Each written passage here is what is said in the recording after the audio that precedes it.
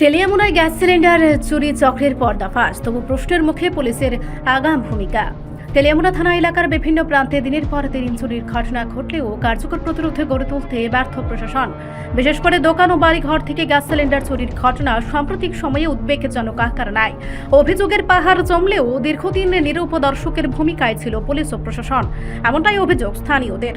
অবশেষে একাধিক লিখিত অভিযোগ ও মামলার চাপে তদন্তের নামে তেলিয়ামুড়া থানার পুলিশ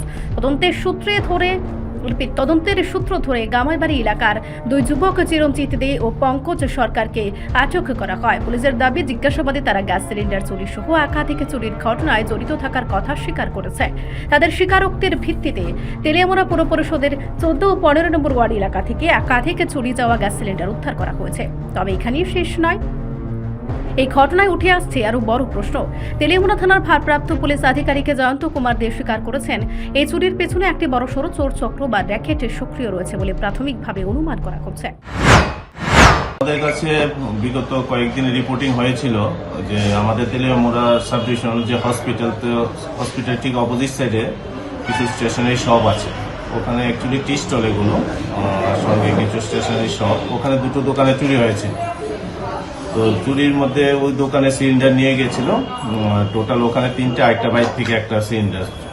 তো এগুলো রিপোর্টিং হওয়ার পর আমরা রিলায়েবল সোর্স এঙ্গেজ করি এবং কিছু সিসি ফুটেজ, যেখানে অ্যাকচুয়ালি ওখানে সিসি ফুটেজে আমরা কিছু পাইনি, দূরে একটা সিসি ফুটেজ ছিল, ওখান থেকে আমরা অনেকটা আইডিয়া করেছি যে এই লোকগুলো হতে পারে। আমরা কিছু অ্যানালাইসিস করেছি, তারপরে আমরা যখন রেড করলাম ওই বাড়িগুলিতে গিয়ে, তখন চুরি যাওয়া সিলিন্ডার সবগুলো উদ্ধার হয়েছে।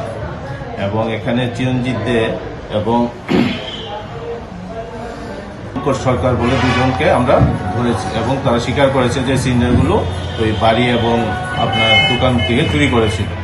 এবং আমার যতটুকু মনে হচ্ছে, তদন্তের সাথে এখন কিছু বলছি না, একটা র্যাকেট এটার পেছনে কাজ করছে এবং আমাদের কাছে আরও কিছু নাম এসছে, এগুলো আমরা ডিটেইন করার চেষ্টা করছি এবং এদেরকে এই কেসে আমরা বুক করব। যে জায়গার থেকে উদ্ধার, কোন জায়গা থেকে উদ্ধার করেছে এবং চিরঞ্জিতের বাড়ি কোথায়? এটা অ্যাকচুয়ালি জয়নগর 11 এবং 15 ওয়ার্ড নাম্বার আমাদের টিএমসির আন্ডারে। আর এদের বাড়ি গামাইবাড়ি, চিরঞ্জিত এবং দীপঙ্করের বাড়ি গামাইবাড়ি। এবং এরা এই ধরনের পিল ফায়ারের সঙ্গে যুক্ত এবং এই সিলিন্ডারগুলো এই ঘরের সিলিংয়ে এবং ঘরের পাশে যে গর্ত আছে সেই গর্তের মধ্যে লুকিয়ে রেখেছে। আমরা ওখান থেকে এগুলো উদ্ধার করে নিয়ে এসেছি। তাহলে প্রশ্ন উঠছে, এতদিন ধরে এই চক্র কিভাবে পুলিশের নজর এড়িয়ে গেল? স্থানীয়দের অভিযোগ, প্রশাসনের নিষ্ক্রিয়তা ও টহলের ঘাটতির সুযোগ নিয়েই মাথাচাড়া দিয়ে উঠেছে এই চোর চক্র। সাধারণ মানুষের নিরাপত্তা নিশ্চিত করতে রাজ্য সরকার আইন শৃঙ্খলা ব্যবস্থার কার্যকারিতা নিয়েই এখন প্রশ্ন তুলেছেন এলাকাবাসী। যদিও পুলিশের সাম্প্রতিক সাফল্যে কিছুটা স্বস্তি ফিরেছে, তবুও মানুষের দাবি, শুধু দুজনকে আটক করলেই দায় শেষ হয় না। অবিলম্বে পুরো চোর চক্রের পর্দাফাশ এবং ভবিষ্যতে এমন ঘটনার পুনরাবৃত্তি রোধে কঠোর ব্যবস্থা নেওয়া জরুরি। নচেত সরকারের সুশাসনের দাবি যে ফাঁপা, তা আরও একবার প্রমাণিত হবে, এমনটাই মত সচেতন মহলের। রিপোর্ট, সংবাদ প্রতীক্ষা।